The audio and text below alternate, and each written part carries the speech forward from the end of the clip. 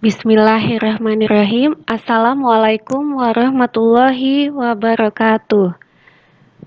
Selamat pagi anak-anak ibu semua. Selamat datang di pembelajaran daring SMA Istiqomah Muhammadiyah Samarinda. Baiklah, pada pagi hari ini kita akan membahas materi tentang teks cerita sejarah. Jadi di materi ini kita akan membahas beberapa bagian ya. Ada bagian A sampai E. Yang bagian A kita akan memahami apa itu teks cerita sejarah. Kemudian informasi dan unsur pembangun teks cerita sejarah. Nilai-nilai yang dapat kita ambil dalam teks cerita sejarah. Kemudian yang D, ciri kebahasaan teks cerita sejarah. Yang E adalah penyusunan teks cerita sejarah. Bagian A, pemahaman teks cerita sejarah. Di sini kita akan memahami apa itu pengertian teks cerita sejarah, ciri-cirinya, jenis, struktur, dan juga fungsi teks cerita sejarah. Pengertian teks cerita sejarah. Teks cerita sejarah adalah naskah cerita atau narasi rekaan yang mengandung unsur-unsur sejarah. Dalam teks sejarah ada beberapa unsur nyata, misalnya tokoh, nama tempat, dan peristiwa. Namun, dalam teks cerita sejarah terdapat pula cerita yang sifatnya rekaan, misalnya mitos asal-usul negeri, mitos kedatangan sebuah agama, dan mitos alegori lainnya. Ciri-ciri teks cerita sejarah ada 4. 1. Menampilkan latar masa lalu. Yang kedua, disajikan secara kronologis. Maksudnya disajikan secara berurutan ya, dari awal sampai akhir.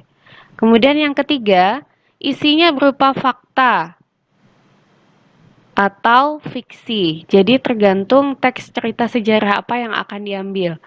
Kemudian yang terakhir adalah sering menggunakan konjungsi temporal. Nah, untuk konjungsi temporal sudah dibahas di kelas 1 dan kelas 2. Jenis teks cerita sejarah ada 2, yaitu teks cerita sejarah berdasarkan fakta sejarah. Kemudian yang kedua adalah teks cerita sejarah fiksi. Untuk struktur teks cerita sejarah ada 6 bagian, yaitu yang pertama bagian abstrak, kedua orientasi, 3 komplikasi, 4 klimaks, 5 resolusi, dan yang keenam adalah koda. Fungsi teks cerita sejarah pun ada 4 bagian. Yang satu bersifat rekreatif, jadi bertujuan untuk menghibur. Kemudian yang kedua adalah inspiratif, berarti memberikan sebuah inspirasi. Kemudian yang ketiga adalah edukatif, yaitu untuk materi belajar. Kemudian yang keempat adalah instruktif, atau untuk mengajarkan sesuatu. Kemudian yang B, informasi dan unsur pembangun teks cerita sejarah. Jadi di dalam sini terdapat unsur dan informasi penting dalam teks cerita sejarah. Kemudian, langkah-langkah menemukan informasi penting dalam teks cerita sejarah ada 3 bagian, yaitu antara lain 1.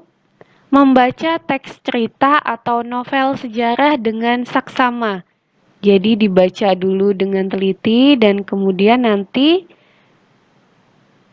berlanjut ke bagian yang kedua, yaitu mengidentifikasi pokok isi dalam teks cerita atau novel sejarah. Yang awalnya tadi membaca, kemudian yang bagian kedua adalah mengidentifikasi pokok isi dalam teks cerita atau novel sejarah. Kemudian yang ketiga adalah mencatat pokok-pokok isi dalam teks cerita atau novel sejarah yang sudah dibaca dan kemudian kalian identifikasi tersebut. Di bagian akhirnya adalah mencatat pokok-pokok isinya. Kemudian unsur pembangun teks cerita sejarah itu ada dua bagian, yaitu ada bagian intrinsik dan juga ekstrinsik. Ingat ya, apa yang sudah Ibu jelaskan dulu, bagian intrinsik adalah berarti bagian yang terdapat dalam suatu karya sastra. Sedangkan yang ekstrinsik adalah bagian-bagian yang terdapat di luar karya sastra. Misal, untuk unsur intrinsiknya ada tema, amanat, tokoh atau penokohan, sudut pandang, latar, dan juga ada alur atau jalan cerita. Untuk ekstrinsiknya, ada bagian kebesaran pemerintahan, corak penceritaan, unsur keagamaan, unsur politik, unsur ekonomi, dan unsur sosial. Kemudian yang D, ciri kebahasaan teks cerita sejarah biasanya ditandai dengan penggunaan kata keterangan, kata sifat, bahasa kias, dan juga ada kata yang mengandung majas atau gaya bahasa.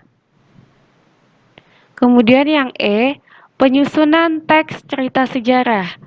Di bagian ini kita akan membahas tentang bagaimana cara menyusun teks cerita sejarah dan kemudian menyunting teks cerita sejarah tersebut.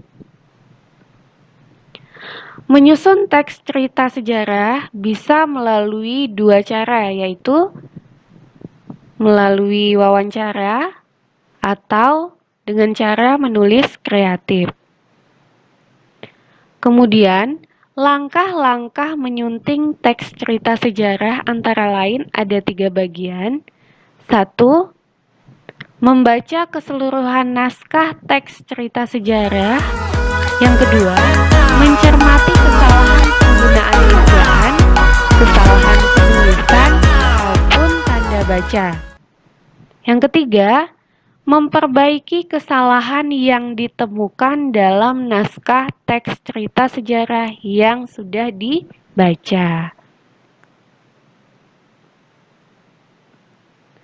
Oke, materi di sini sudah selesai. Jadi nanti kita bertemu di pertemuan berikutnya. Saya akhiri. Assalamualaikum warahmatullahi wabarakatuh.